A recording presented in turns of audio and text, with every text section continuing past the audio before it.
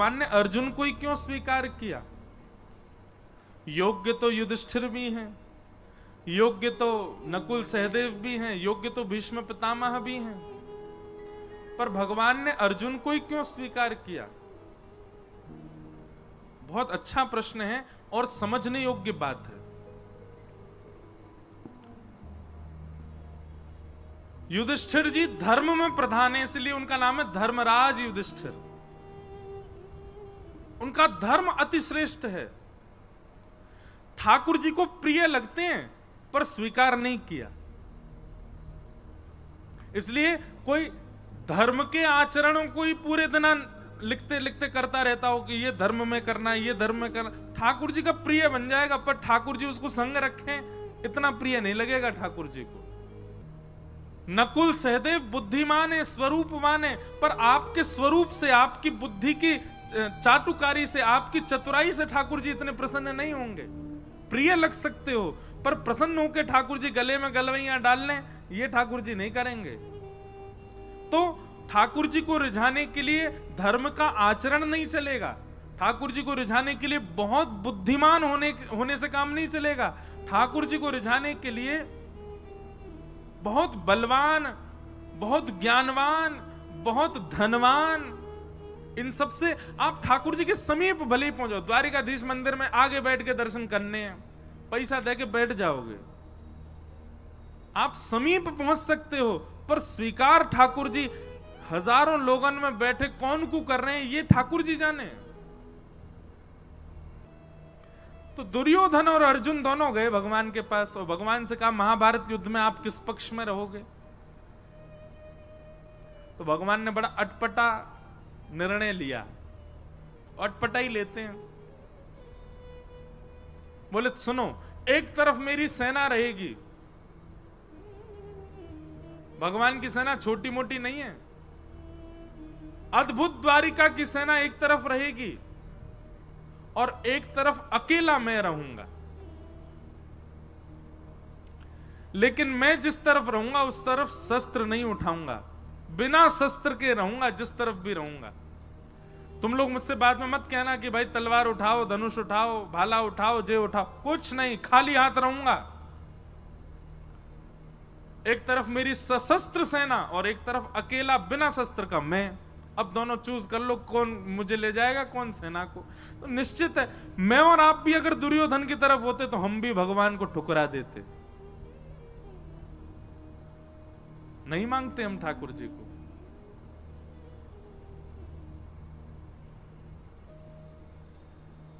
दुर्योधन ने कहा वो ऐसा है ना ठाकुर जी, आपका प्रेम थोड़ा पांडवों से ज्यादा ही है कुछ, आप तो पांडवों के पास ही जाओ, सेना में ले जाता हूं। भगवान बोले ले जाओ। सेना लेकर के दुर्योधन चला गया। अर्जुन सामने अकेला बैठा है। भगवान बोले अर्जुन तेरे लिए कितनी भी व्यवस्थाएं बना दूं मैं, लेकिन तेरी बुद्धि कभी जग नहीं सकती। अरे पहले बोल देता कि सेना हमको चाहिए, तुम्हारे पास सैन्य बल कम है। मैंने इसीलिए सेना का प्रस्ताव रखा क्योंकि तुम्हारी सेना कम है कौरवों से, तो तुम कह सकते थे कि हमारे पास सैन्य बल कम है, हमें सेना दे दो। अब मैं बिना शस्त्र के चला जाता कौरवों के पास। अब सेना तो वो ले गया, अब तेरे पास आऊंगा मैं, एक तो वैसी सेना कम तुम्हारी और ऊपर से एक इंसान और बढ़ गया जो केवल खाएगा और सोएगा, कुछ नहीं करूंगा मैं। लेकिन अर्जुन प्रेमी है, ठाकुर जी के भावों को समझता है। मैं और आप अर्जुन की जगह होते तो रो गए होते इतनी बात में, ठाकुर जी अब फिर से कर दो टॉस, फिर से दे दो हमको, हम सेना ले लेंगे उसको, आप चले जाओ।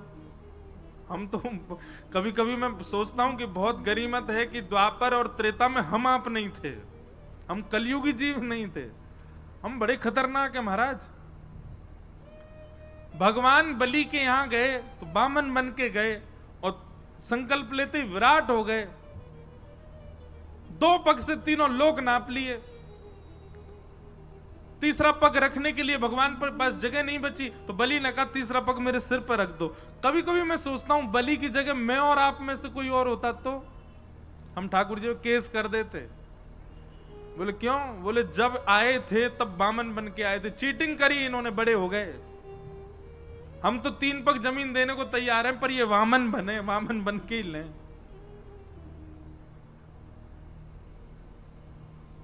बहुत चतुर हैं हम लोग, और ठाकुर जी की भक्ति में चतुराई नहीं चलती। आप जितने सहज, जितने सरल, जितने प्रिय ठाकुर जी को, उतने अच्छे लगोगे।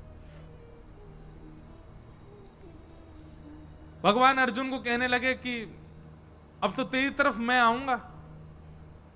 तो अर्जुन ने एक बहुत अच्छी बात कही, भगवान के चरणों में प्रणाम करते हुए कहा, नाथ, ना तो मैं आपको मांगने आया था और ना आपसे मांगने आया था। दुर्योधन आया था इस भावना से, मैं नहीं आया था।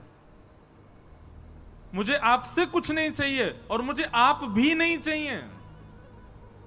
भगवान बोले तो फिर तू क्यों आया? दोनों हाथ भगवान के हाथ में दे दिए, बोले पकड़ो मेरे हाथ। भगवान बोले पकड़ लिए, बोले खुद को देने आया था कि मुझे रख लो अपनी शरण। मैं शरणागत हूं नाथ, मेरे ऊपर कृपा दृष्टि करो। अरे मैं ये भूल नहीं कर सकता कि आपसे कुछ मांगूं।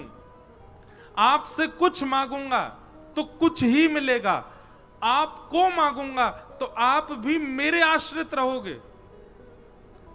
क्यों? अगर मैं कहूं कि ठाकुर जी मैं आपको मांगने आऊं, मेरे पक्ष में चलो, तो आप मेरे अधीन रहोगे। सुबह उठ करके मुझसे कहोगे, हाँ अर्जुन अब बताओ आज क्या करना है, अर्जुन भोजन कब करना है, अर्जुन सोना कब है, सोना कहां है। क्योंकि मैं मांगने आया हूं तो सारी जिम्मेवारी मेरी, सारी व्यवस्था मैं करूंगा। पर मैं तो आपको मांगने नहीं, खुद को देने आया हूं। तो अब स्थिति क्या है? मेरी सारी व्यवस्था आप करो। मैं कब सोऊं, कब खाऊं, कहां जाऊं, क्या करूं, कब उठूं, कब बैठूं, कहां बाण चलाऊं, कहां नहीं चलाऊं, कहां मौन रहूं, कहां बोलूं, ये सारी व्यवस्था अब आपके हाथ में है। मैं खुद को देने आया हूं। ये समर्पण देख करके भगवान ने अर्जुन को स्वीकार कर लिया। और अर्जुन से 2 बार रीचेक किया भगवान ने। भगवान बोले अर्जुन केवल बोले मत, देख ले मैं कुछ भी आज्ञा कर सकता हूं। अर्जुन कहता करिष्ये वचनम तव, आप करके देख लेना, आप जो आज्ञा करोगे करूंगा। भगवान बोले फिर सोच ले, मैं कुछ भी आज्ञा कर सकता हूं। भगवान बोले आप करके, अर्जुन बोला करके देखो। बोले ठीक है, युद्ध प्रारंभ होने दे। और युद्ध में भगवान ने महाराज अर्जुन के कमर तोड़ के रख दी। ऐसी ऐसी आज्ञा भगवान करें, लेकिन हर आज्ञा को स्वीकार किया अर्जुन ने।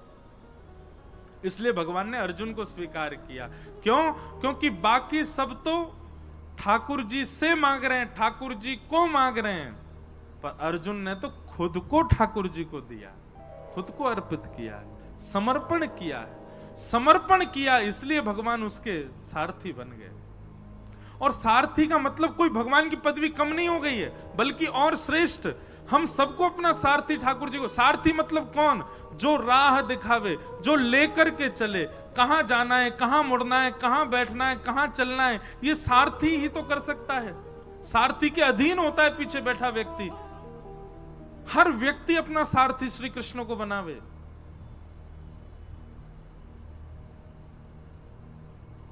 जहां ले चलोगे वहीं मैं चलूंगा, जहां नाथ रख दोगे वहीं मैं। ये जीवन समर्पित चरण में तुम्हारे, तुम ही मेरे सर्वस्व, तुम ही प्राण प्यारे। तुम्हें छोड़कर नाथ किससे कहूंगा, जहां ले चलोगे वहीं मैं चलूंगा। हम लोग ऐसे नहीं जी सकते। हम लोग तो बड़े खतरनाक है महाराज। सुख संपत्ति घर आवे, कष्ट मिटे तन का, ओम जय जगदीश हरे। और अंत में गाते गाते वो तेरा तुझको अर्पण क्या लागे मेरा, ओम जय जगदीश हरे। मेरा क्या है नाथ, सब आपका ही तो है। भगवान कहेंगे लाओ चलो वापस करो हमको, ये घर, ये दुकान, ये गाड़ी सब मेरी है, लाओ सब द्वारिकाधीश को अर्पित करके आओ। अरे ठाकुर जी वो तो आरती में लिखा इसलिए गा रहे थे हम, ऐसे थोड़ी कि आपको सब ले ही लेना है। अर्जुन जैसा समर्पण नहीं है हमारे पास। अर्जुन जैसा समर्पण लाओ। भगवान ने एक बार कह दिया तो ना, हां तो हां, ऐसा समर्पण था अर्जुन का। इसलिए भगवान ने अर्जुन को स्वीकार किया। कोई समर्पित हो अर्जुन के भांति। और एक बात मैं कथा में कहा करता हूं, भैया अगर आपकी इस कथा को सुनकर के मन में आ गया हो कि हम भी अर्जुन की तरह समर्पित होंगे, तो पहले ही ध्यान रखना, कस करके सीट बेल्ट बांध लेना अपने जीवन रूपी हवाई जहाज में। क्योंकि जैसे ही आप ये निर्णय लोगे कि अब जो ठाकुर जी जो कहेंगे हम वही करेंगे, ठाकुर जी जो देंगे वही पाएंगे, ठाकुर जी जो चाहेंगे वही होगा, तो फिर बहुत ऊंची विमान की ऊंचाई होगी, रोलर कोस्टर जीवन बन जाएगा। कब ऊपर, कब नीचे, कब यहां, कब वहां, कब महाराज झकझोर के फेंक देंगे ठाकुर जी। लेकिन कभी छोड़ेंगे नहीं। एक बार यदि कोई समर्पित हो गया तो निश्चित है ठाकुर जी उसके साथ खेलेंगे बहुत, पर उसका हाथ छोड़ नहीं सकते।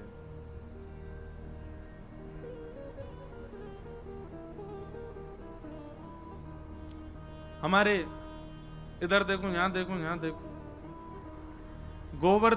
गोवर्धन में विराजमान थे पंडित श्री गया प्रसाद जी महाराज। नाम सुना? आप में से कई लोगों ने तो दर्शन भी किए होंगे पंडित श्री गया प्रसाद जी महाराज के। कौन यहां कोई हैं जिन्होंने दर्शन किया? हाथ ऊपर करो। जय हो भैया। हम आप सबन के दर्शन कर लें। महाराज जी के तो दर्शन हमको नहीं हो पाए, पर महाराज जी के वचनामृत, महाराज जी की जीवनी आदि में सब देखता रहता हूं। अद्भुत भाव।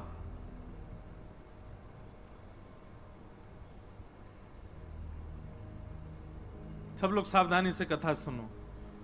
कोई आए कोई जाए, आप तो बस भाव से सुनो कथा।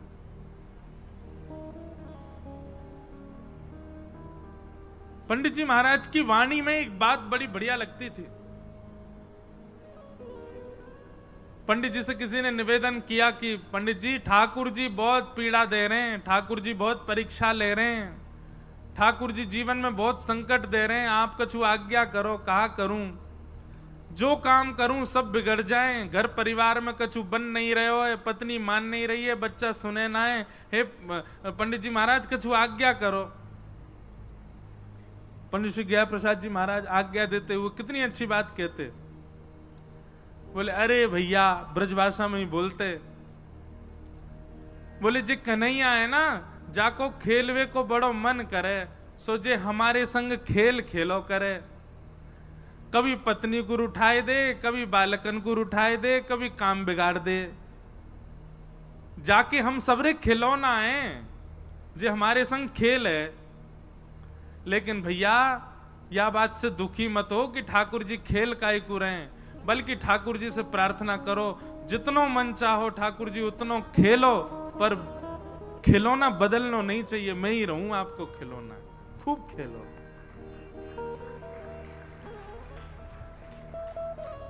जैसो जीवन देनो है मुंह को दे दो, लेकिन नाथ मेरो त्याग मत करो।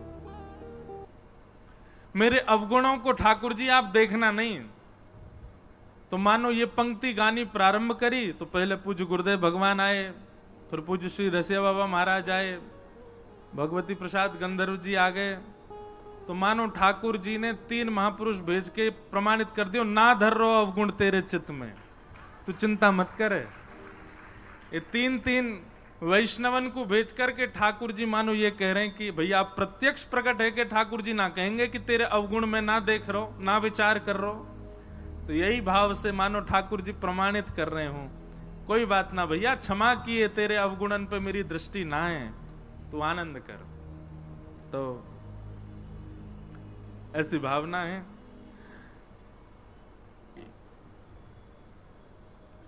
रसिक जनों के पद बड़े अद्भुत हैं। हमारे अष्टछाप के कवि गोस्वामी तुलसीदास जी की विनय पत्रिका, जैसे ये पद है ऐसी विनय पत्रिका में गोस्वामी जी का भी एक पद है। हरि जी तुम बहुत अनुग्रह कीन हो, हरि जी तुम बहुत अनुग्रह कीनो। अब पद तो ढूंढवे तो मिलेगा नहीं, लेकिन भाव बहुत सुंदर है वहां पर भी। बोले नाथ आपने मुझे बहुत बड़ा अनुग्रह किया। भगवान पूछ रहे हैं मैंने कहा अनुग्रह किया तुम पे? तो गोस्वामी जी कह रहे हैं बोले आपने सबसे बड़ा अनुग्रह तो यही किया कि आपने मुझे मानव बनाया। श्रीमद् भागवत में भी भगवान कहते हैं हृदय माध्यम सुलभम सुदुर्लभम प्लवम सुकल्पम गुरुकर्ण धारम मयानुकूलेन नभस्वतेरितम पुमान भवाब्धिम न तरेत्स आत्मा।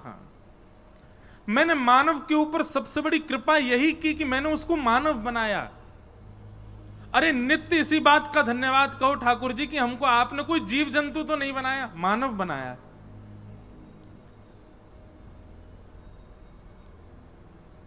गोस्वामी जी का वो पद बहुत सुंदर है, उसमें गोस्वामी जी कहते हैं आपने बहुत बड़ी कृपा की कि अत्यंत दुर्लभ मानव शरीर मुझको प्रदान किया। पर ठाकुर जी हम एक अनुग्रह और आपसे चाहते हैं, एक अनुग्रह और कर दो। भगवान कह रहे हैं अब क्या चाहिए? तब गोस्वामी जी कहते हैं कि संसार रूपी विषय सरोवर में मेरी मन रूपी मछली घूम रही है।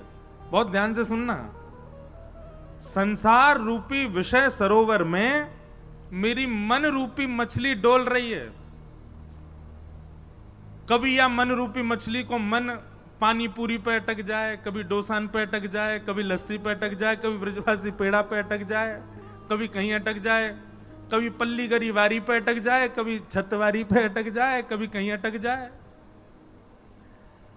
हे ठाकुर जी हमारी मन रूपी मछली संसार रूपी विषय सरोवर में घूम रही है। भगवान बोले तो हम क्या करें? बोले जिस प्रकार मछली पकड़ने वाला एक बांस में धागा डाल करके सरोवर के तट पर आकर के बैठता है और उस धागे में एक एक कुछ सामग्री लगा करके उसको नदी में फेंक देता है, सरोवर में फेंक देता है और फेंक करके मछली पकड़ने की प्रतीक्षा करता है, बैठ करके खड़ा रहता है वहीं पर ही। भगवान बोले तो?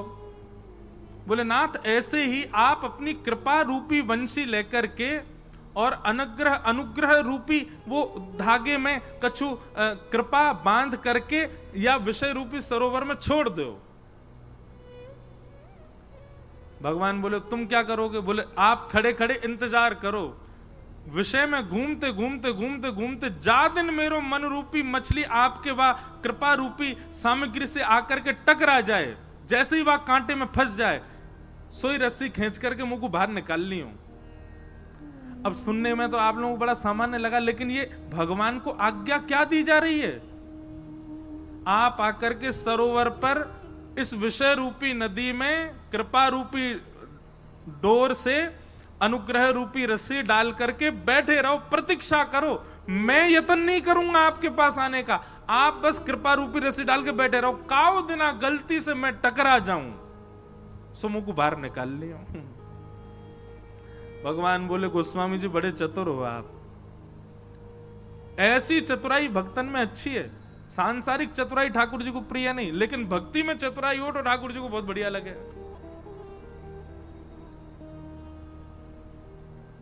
तो हम किस विषय पर चर्चा कर रहे थे? अर्जुन। भगवान ने अर्जुन को ही क्यों स्वीकार किया? महाभारत में इतने पात्र हैं, केवल अर्जुन ही क्यों प्रिय है ठाकुर जी को? क्योंकि अर्जुन ने पूर्ण समर्पण किया है। करिष्ये वचनम तव, आप जो कहोगे वो मेरे लिए अध्यादेश है, उसके आगे किंतु परंतु नहीं कहूंगा मैं। इसलिए भगवान ने अर्जुन को स्वीकार किया। तो महाभारत का प्रसंग सुनाया गया। अब प्रसंग बहुत बार विस्तार से कहा है, थोड़ा हम आगे चलते हैं। प्रथम स्कंद विश्राम कर दें, कल फिर ठाकुर जी का जन्मोत्सव भी होना है, महापुरुषों के थोड़े वचनामृत भी सुनेंगे। तो अभी हम विषय जो प्रमुख हो उसको थोड़ा थोड़ा कह के चलेंगे। महाभारत का युद्ध विश्राम हो गया, परंतु दुर्योधन ने बदला लेने के लिए अश्वत्थामा को भेज दिया और कहा जाओ जाकर के 5 पांडवों को सोते हुए मार दो। सोते हुए 5 पांडव तो नहीं मार पाया, पर द्रौपदी के 5 पुत्र उसी शिविर में सोए थे, उसको लगा अंधेरे के कारण 5 पांडव ही हैं, निर्दोष बालक मार दिए द्रौपदी के, जिसके कारण अश्वत्थामा को बंदी बना करके भगवान की आज्ञा मान करके अर्जुन ने उसके आधी दाढ़ी मूछ शिखा छेदन करके मणिम जहार मूर्धन्यम उसकी मणि को निकाल लिया और उसको छोड़ दिया, क्योंकि ब्राह्मण था, भगवान ने मना किया, ब्राह्मण है इसको मारना नहीं। अब इस विषय पर हम थोड़ा विस्तार करते हैं कथा में कि अगर भगवान मना कर रहे हैं ब्राह्मण को नहीं मारना चाहिए तो फिर खुद ने रावण क्यों मारा? भगवान मना कर रहे हैं ब्राह्मण को नहीं मारना चाहिए तो स्वयं ने नृसिंह रूप में हिरण्यकश्यप क्यों मारा?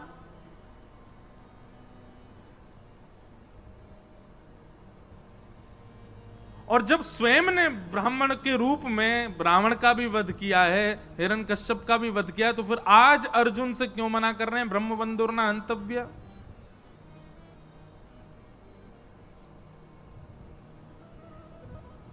अब विषय तो बहुत बड़ा है, पर सूक्ष्म में कहूं, व्यक्ति 2 रूपों से अपना प्रस्तुतिकरण करता है। सब लोग बहुत सावधानी से सुनिएगा। एक तो जन्म से पता चलता है कि वो कौन है, और एक कर्म से पता चलता है कि वो कौन है। जन्म और कर्म ये दोनों प्रमाणित करते हैं कि वो कौन है।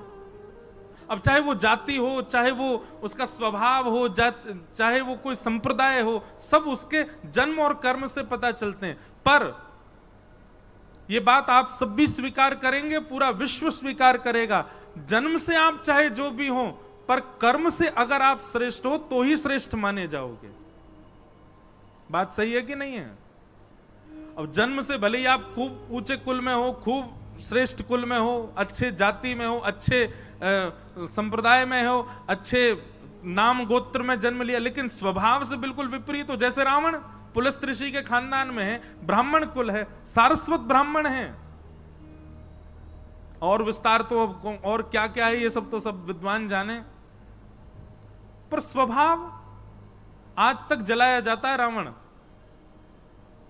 एक ब्राह्मण को पूरा विश्व जलाता है हर वर्ष, क्योंकि वहां पर ब्राह्मणत्व गौड़, ब्राह्मणत्व सूक्ष्म हो गया, उसके दुर्स्वभाव की वजह से उसका ब्राह्मणत्व नष्ट हो गया।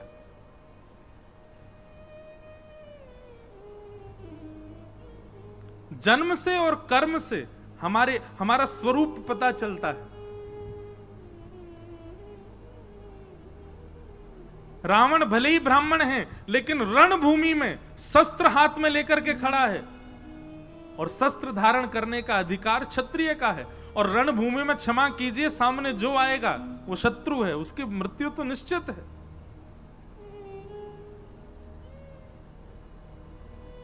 इसलिए वहां पर यह नहीं देखा गया कि वो ब्राह्मण है, सशस्त्र खड़ा है। शास्त्र हाथ में होने चाहिए ब्राह्मणों के, तो शस्त्र नहीं, वो शस्त्र लेकर के खड़ा है और रणभूमि में खड़ा है, युद्ध भूमि में खड़ा है। और उसके बाद एक पर स्त्री को बंधी बना करके अपहरण करके खड़ा है, पूर्ण रूपेण अपने ब्राह्मणत्व का नाश कर दिया है। इसलिए ठाकुर जी ने वहां विचार नहीं किया है। और रही बात अश्वत्थामा की, ये आतताई है, रणभूमि में नहीं आया है। रणभूमि में अश्वत्थामा के पिता थे तो मारे गए, ये तो छिप करके एक कायरों जैसा काम कर रहा है। भगवान ने एक प्रकार से उसको ब्राह्मण कहकर के छोड़ दो, इससे कोई भलाई नहीं, इससे कोई ऐसा नहीं कि उसके ऊपर कृपा की, बल्कि अश्वत्थामा को और बड़ा दंड दिया। अगर इसको मार दोगे तो इसकी मृत्यु 2 क्षण में हो जाएगी, ऐसा करके इसको जीवित छोड़ दो कि हर क्षण मरे। बल्कि भगवान ने तो उसको और कड़ा दंड दिलवाया है। अश्वत्थामा आज भी चिरंजीवी है, आज भी जीवित है, परंतु अपने अपने चिरंजीव होने पर, अपने अमर होने पर अश्वत्थामा को कभी प्रसन्नता नहीं होती होगी, रोता ही होगा हर क्षण।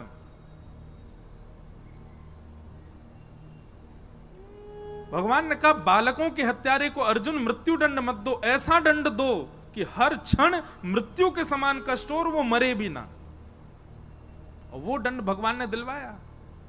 और रही बात, एक मेरी बात आप बहुत ध्यान से सुनिएगा, कई जगह ब्राह्मणों के लिए थोड़ा पक्ष आता है कि उनको ऐसा नहीं, उनके प्रति ऐसा, तो कई लोग बोलते हैं महाराज जी उनके पक्षपाती हैं क्या भगवान?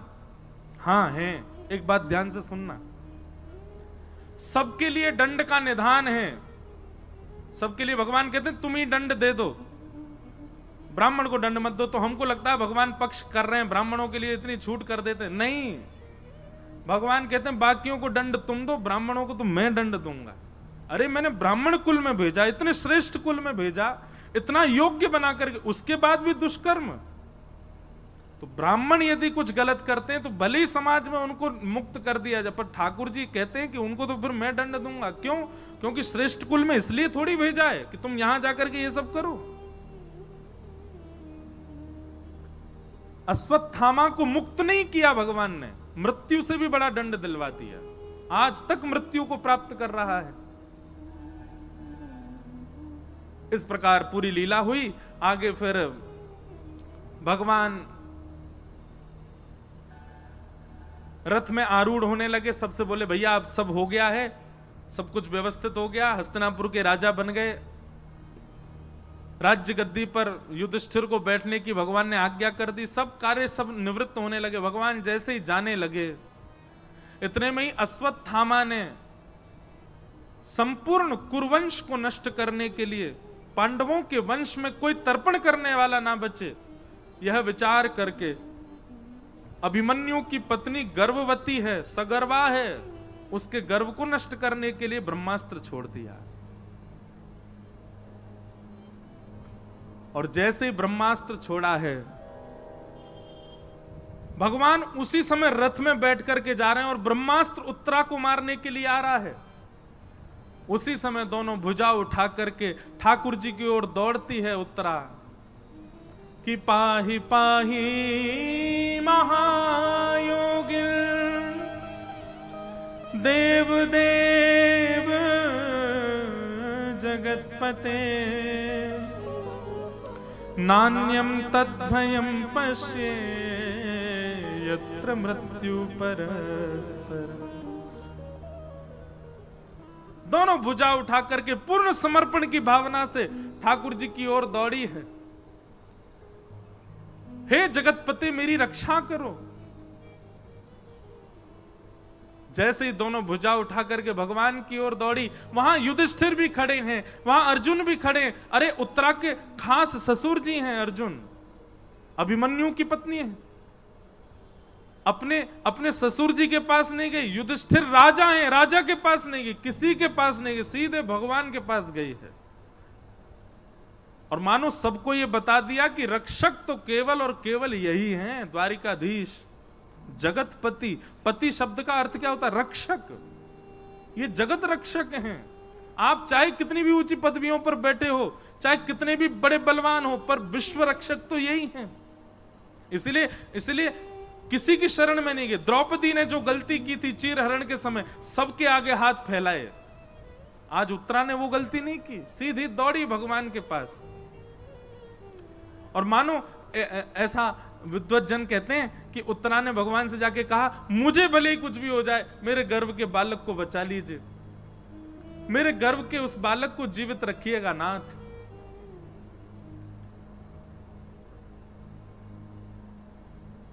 उत्तरा के इस पूर्ण समर्पण को देख करके भगवान एक रूप से तो बाहर हैं, श्रीमद् भागवत जी में वर्णन है, दूसरे रूप से अंगुष्ठ मात्र नहीं, अंगुष्ठ में जो ये नख है, इतना बड़ा स्वरूप धारण किया ठाकुर जी ने। इतना बड़ा स्वरूप धारण करके ठाकुर जी उत्तरा के गर्भ में प्रवेश कर गए और अपनी गदा को इतनी द्रुत गति से घुमाया कि आकाश से आ रहा वो ब्रह्मास्त्र आकाश में ही नष्ट हो गया। भगवान ने उत्तरा के बालक की रक्षा की। ताली बजाने वाली बात ये नहीं थी। ताली वैसे तो थी, पर इससे भी श्रेष्ठ बात अब आएगी। क्या? जैसे ही सबको पता चला कि आकाश में ब्रह्मास्त्र नष्ट हो गया, तो सब लोग भगवान की जय जयकार करने लगे। अरे द्वारिकाधीश की जय, कृष्ण कन्हैया लाल की जय, देवकी नंदन गोपाल की जय। भगवान बोले चुप चुप, क्या कर रहे हो आप लोग? मेरी जय जयकार क्यों कर रहे हो? बोले लाला तुम्हारी शरण में आई तो तुमने ही बचा ली। बोले मैं तो तुम्हारे सामने खड़ा हूं, मैंने तो कुछ किया ही ना, मैं तो यहीं खड़ा हूं, मैं तो हिलो भी ना अपनी जगह थे। तो बोले फिर ये ब्रह्मास्त्र कैसे नष्ट भयो? तो ठाकुर जी बोले ये तो उत्तरा के पातिव्रत और उत्तरा के जीवन की तपस्या का फल है कि उसने अपने तप बल से ब्रह्मास्त्र को नष्ट कर दिया।